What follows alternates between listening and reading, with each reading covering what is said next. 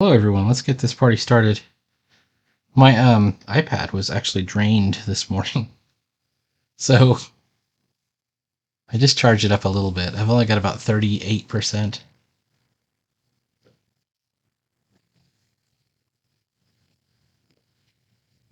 Trying to figure out my life here. I need to be working on a swatch sheet for my Ohuhu markers. I had this idea before I get into the comic. Current sketchbook. I have the start of this colored pencil drawing, but I was watching Greteletsky, and she does markers and then she does colored pencils over the top, and I thought I'd like to try that too. Except I don't know enough about my markers. Like, I don't have a nice swatch sheet that I can use to figure it out, so I'm going to have to do that. I did some oil pastels last night. They didn't come out great. This one was especially not great. I think this one came out better than I thought. I don't know. It's not really capturing the color very well on the camera for some reason. But looks a little washed out and yellowy. But it is what it is. Some lessons learned is about working small with oil pastels. They're a very, clumsy medium. Anyway. All right. This is a borderless panel. So let's give it a shot anyways. I almost want to switch to a mini nib, or this nib 4. There's one called a micro nib right here.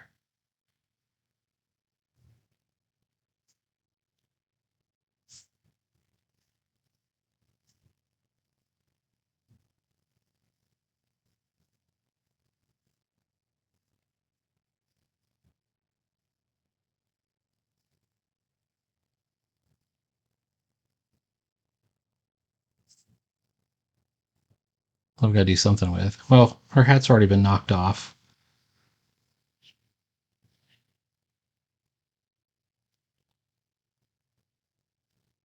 I'm hoping that this line looks good. I know she's tiny. She's a little small thing in this image.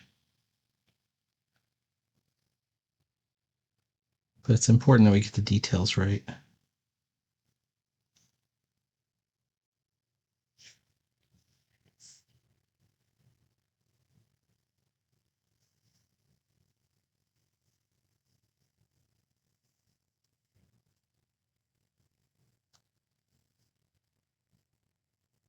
Oof. There we go. Too big on the eraser. All right.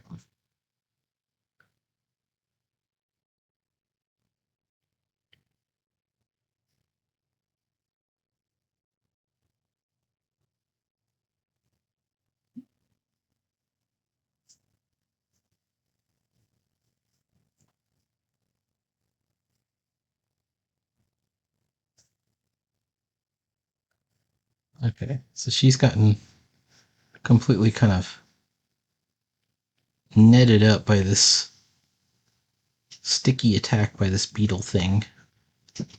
I had kind of like imagined this beetle as a cave fisher in, in Dungeons and Dragons, but also, I had done a picture of an actual beetle in colored pencils, and I liked how its whole little face was kind of recessed in this little area.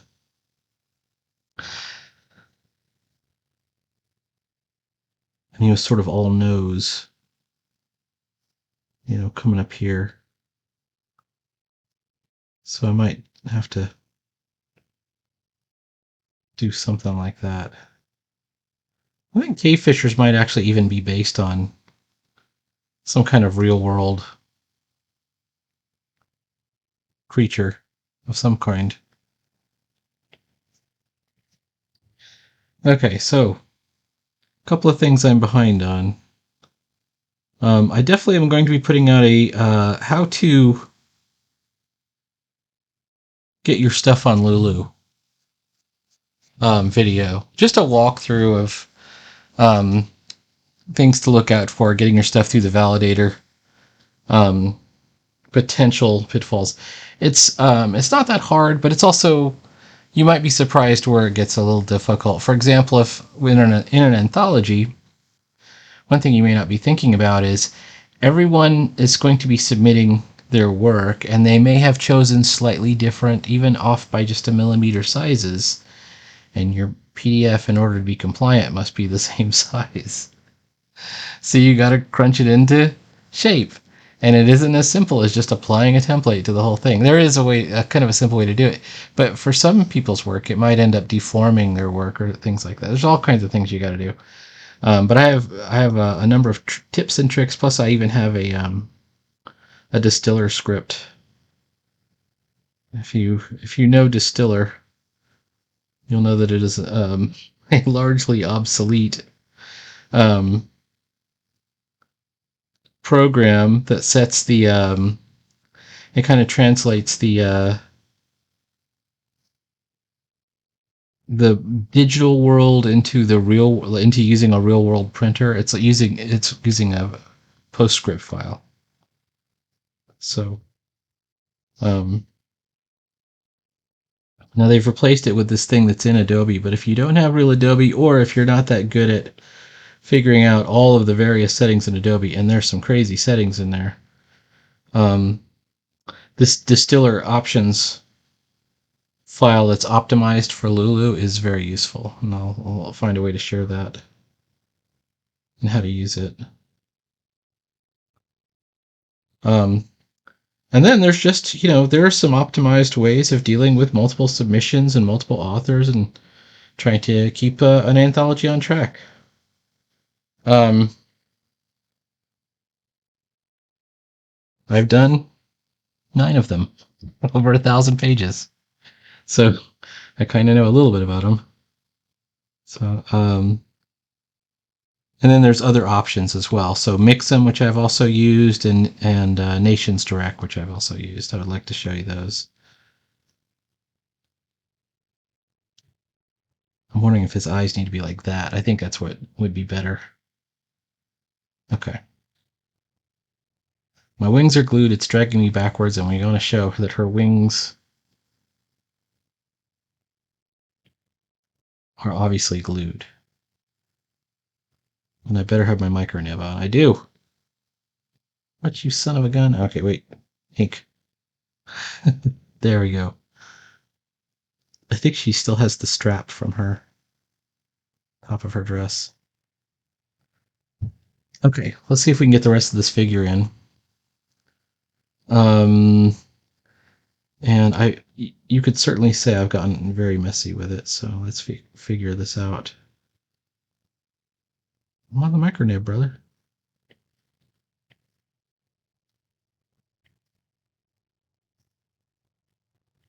Now, she was sunbathing, so. But then we also have her her insect tail. And then her wings are disabled. And so is the other wing. We've got to figure out somehow where her arms are too. Now this arm can be behind her back legs, so we don't have to see it. But this hand,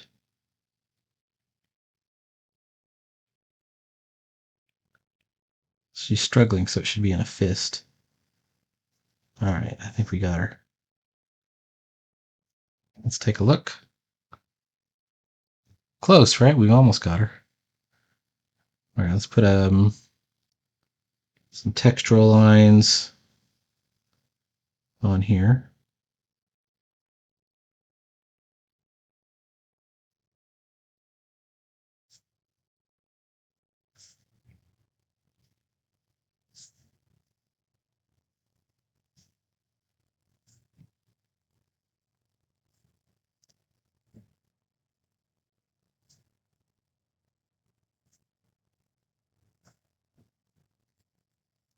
All right, now we just have to fix her feet. It's become almost a meme at this point. A lot of cartoonists have trouble drawing feet. I am definitely one of those. Um, Feet are a complex shape, just like hands are a complex shape. And they take a while to figure out how to get right.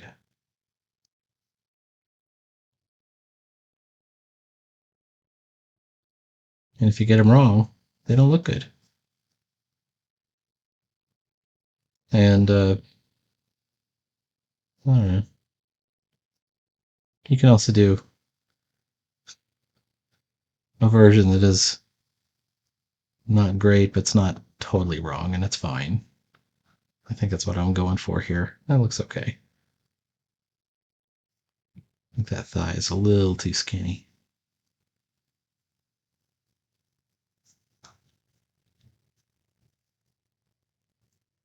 All right.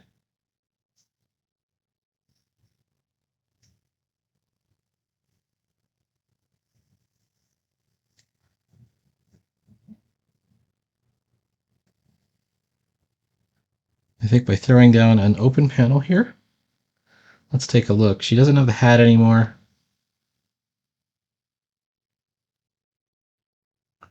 We don't have to do any background because it's an open panel.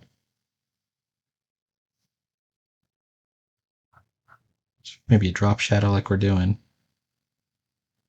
Let's do it like this and we can show the foot is off the ground even.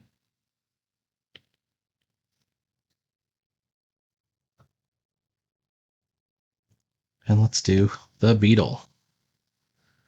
Okay. I'm going to switch back to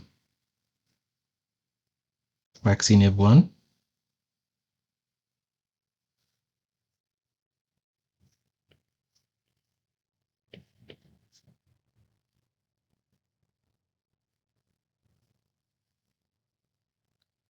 And I think it should be important once we have this whole battle sort of play out, that they should look at the creature and decide that it is genetically modified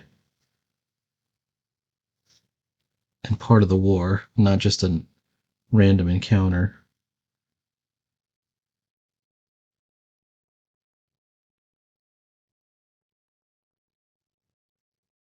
I think that would be a good idea.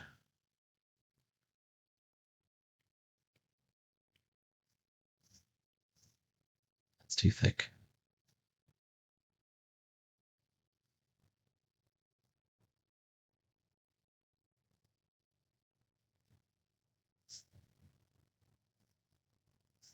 Remember, a lot of this is going to get covered up by speech bubbles.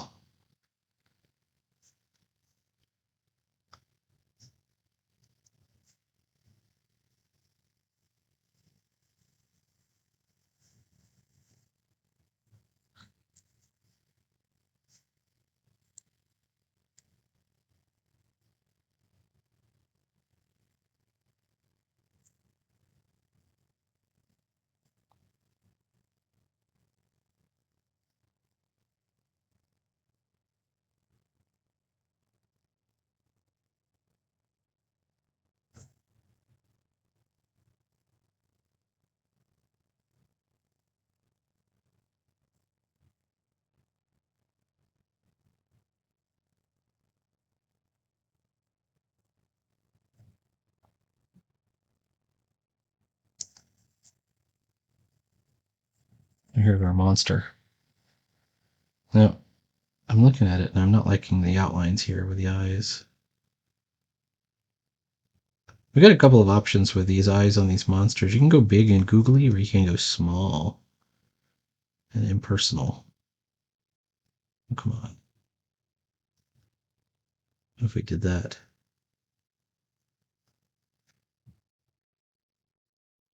Kind of makes them a little bit more horrifying.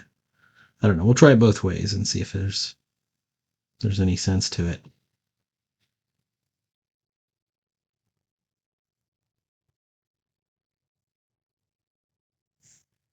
It's almost got like a cockroach shaped body here.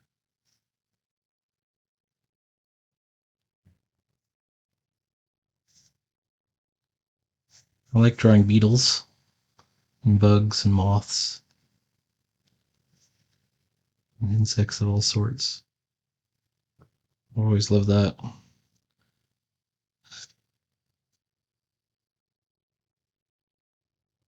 I almost want to I could make him more arachnid. Instead of giving him 6 legs like a beetle, I could put 2 4 legs up front too that he would use for tearing apart his prey. He doesn't have any mandibles, but maybe the way he works is the sticky goo becomes some kind of acidic compound. It's fun to think through these monsters and figure out, how they work or how they're supposed to work.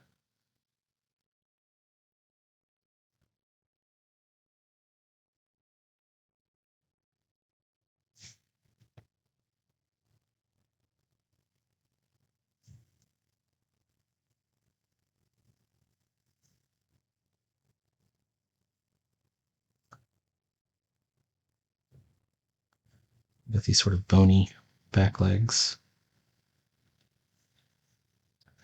These 4 legs anyways, should be used for sort of gripping onto the tree.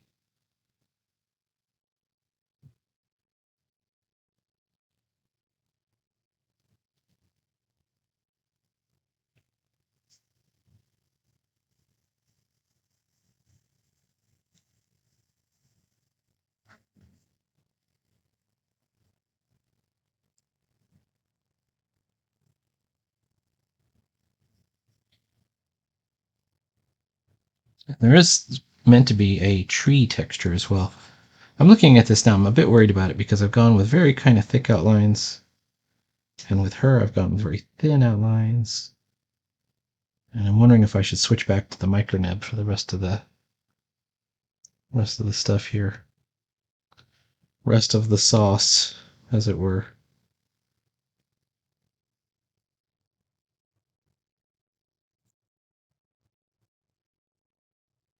My wings are glued. I want this a little bit lower. Right there. That's looking okay. We might even be able to figure out some kind of shape in the back that's going to be dark to pop her out a little bit more. Oh, I remember why I didn't put that so low. It's because it would interfere. It would necessarily interfere in the attack of the beetle here. Let's go back to the micronib. Let's give it a shot.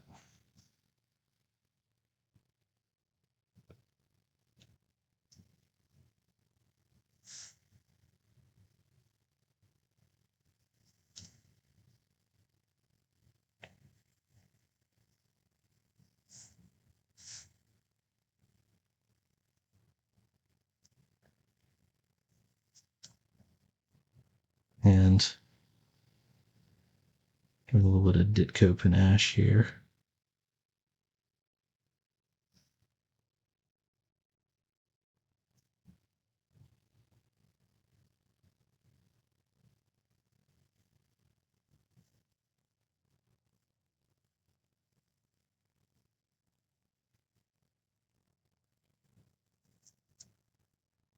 Maybe this is the dark color I need. I could make the goo a darker color.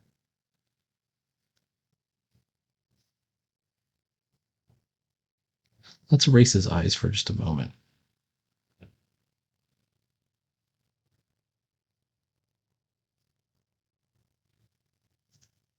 Let's make them tiny. What if he looks like that? Does that look a little too idiotic?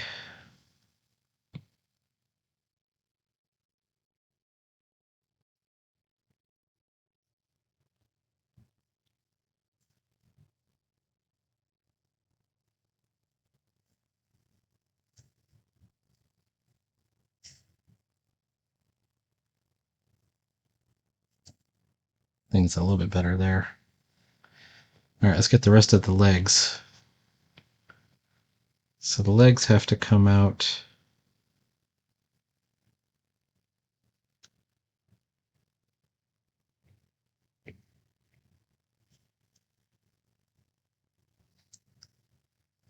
Really, the gold standard here is Jendi Tartovsky's Samurai Jack, where he would have, aliens or creatures or robots or whatever, and they were just kind of reduced to their component elements. They were very simplified, and they always worked.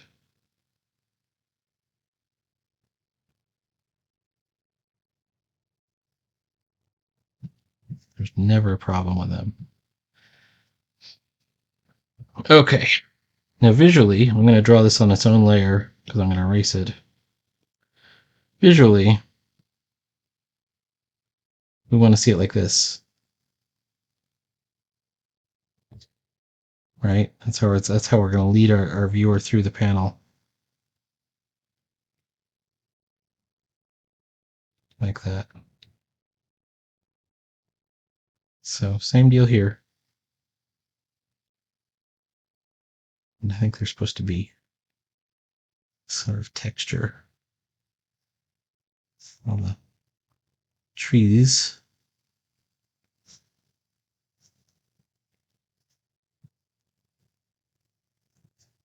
Oh shucks, let's do it right there.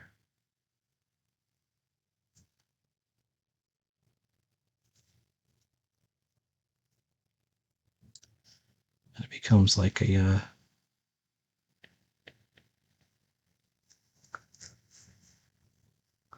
I can kind of imagine this as like, when Mothra would use the silk attack.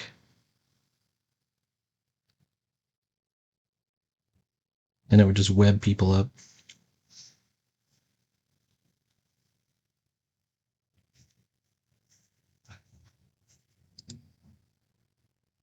It's kind of the same thing here.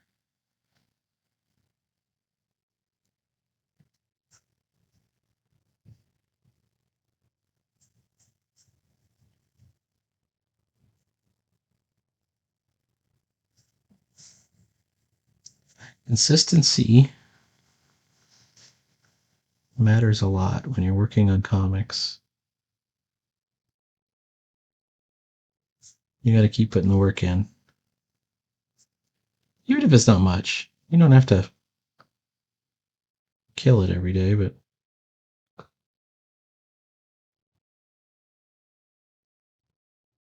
the one thing you can't do is BS. You can't BS your way out of it.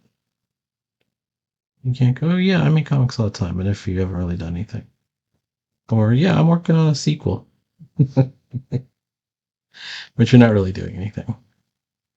I don't think that works. Let's make the bug look a little bit more interesting with some spots or speckles.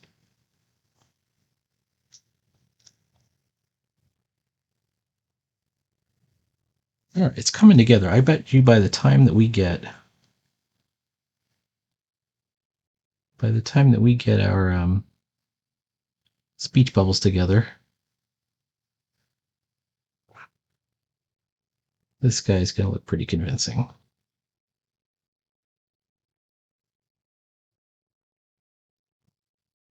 All right, let's do that.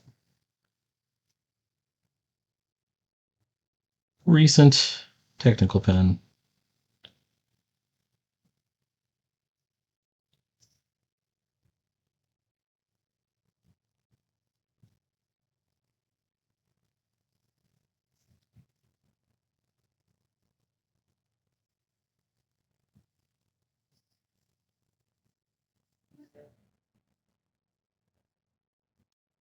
Come on now.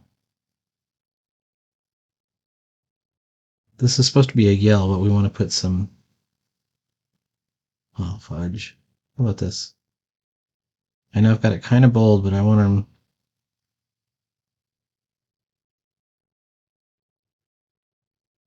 To make it a yell, you got to make it look, spiky.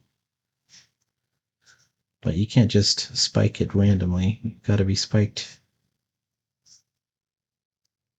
going the right direction.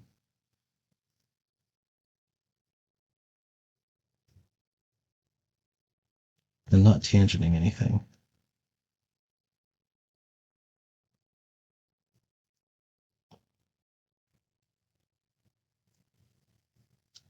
I'm hesitant. I'm going to do another speech bubble. I'm hesitant to cross this stream with the other speech bubble. So let's just do it like this.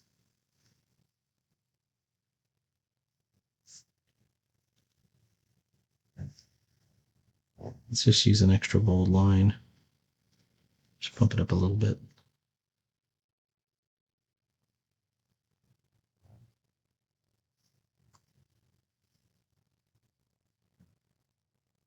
All right. Look fly. All right. That looks pretty good, but I think we need more texturing and shading. I'm going to go to layer 12. Texturing and shading on our beetle. I'll give you an example. Shade. Oh no.